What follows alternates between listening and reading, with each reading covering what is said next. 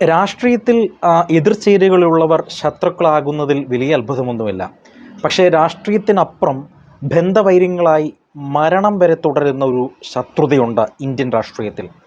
തമിഴ്നാട് മുഖ്യമന്ത്രിയായിരുന്ന കരുണാനിധിയും ജയലളിതയും ആശയപരമായ വിയോജിപ്പുകളായിരുന്നു ആ ശത്രുതയുടെ യഥാർത്ഥ കാരണമെന്നുള്ളത്.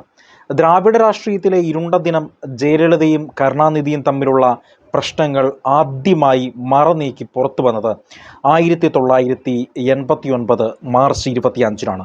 13 വർഷത്തിന് ശേഷം അധികാരത്തിലെത്തിയ DMK സർക്കാരിന് ആദ്യ ബജറ്റ് അവതരണം നടക്കുന്ന സമയം ബജറ്റ് പ്രസംഗം തടസ്സപ്പെടുത്താൻ ജയലളിതയുടെ നേതൃത്വത്തിലുള്ള പ്രതിപക്ഷം തീരുമാനിക്കുന്നു.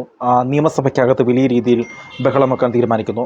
അതിന് തൊട്ട് തലേ ദിവസം ശശികലയുടെ ഭർത്താവ് M. നടരാജൻ്റെ വീട്ടിലുണ്ടായ റെയ്ഡിൽ പ്രതിഷേധിച്ച് ജയലളിത MLA സ്ഥാനം രാജിവെക്കുന്നതായി സ്പീക്കർക്ക് കത്ത് നൽകി.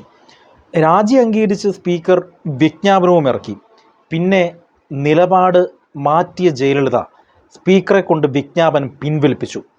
ഇത് സഭയിൽ ഉന്നയിക്കപ്പെടാതിരിക്കാൻ ആണ് ബജറ്റ് പ്രസംഗം തടസ്സപ്പെടുത്താൻ ജയലളിതയും പ്രതിപക്ഷവും MLA-മാരും തീരുമാനിച്ചത്.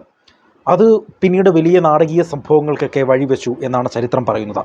ബജറ്റ് അവതരിപ്പിക്കാൻ എഴുന്നേറ്റ മുഖ്യമന്ത്രി കരുണാനിധിയെ ജയലളിത ക്രിമിനൽ എന്ന് വിളിച്ചു എന്നുള്ളതാണ് ഈ പ്രശ്നങ്ങളുടെയൊക്കെ തുടക്കം. ആ വിളിയെ കരുണാനിധിയെ പ്രതിരോധിച്ച രീതി ജയലളിതയെ കൂടുതൽ പ്രകോപിപ്പിച്ചു.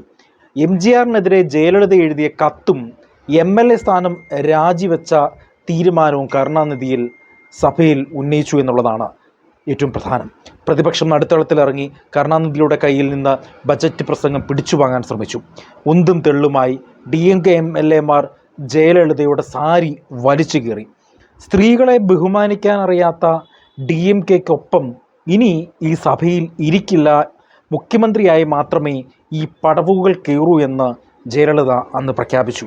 പിന്നീട് നടന്ന കഥ ചരിത്രങ്ങളിൽ ഇന്നും രേഖപ്പെടുത്തിയിട്ടുണ്ട്.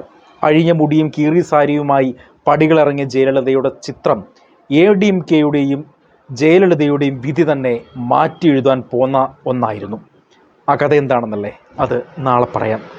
ഈ കഥ ഇഷ്ടപ്പെട്ടെങ്കിൽ ചാനൽ സബ്സ്ക്രൈബ് ചെയ്യുക, സപ്പോർട്ട് തരിക.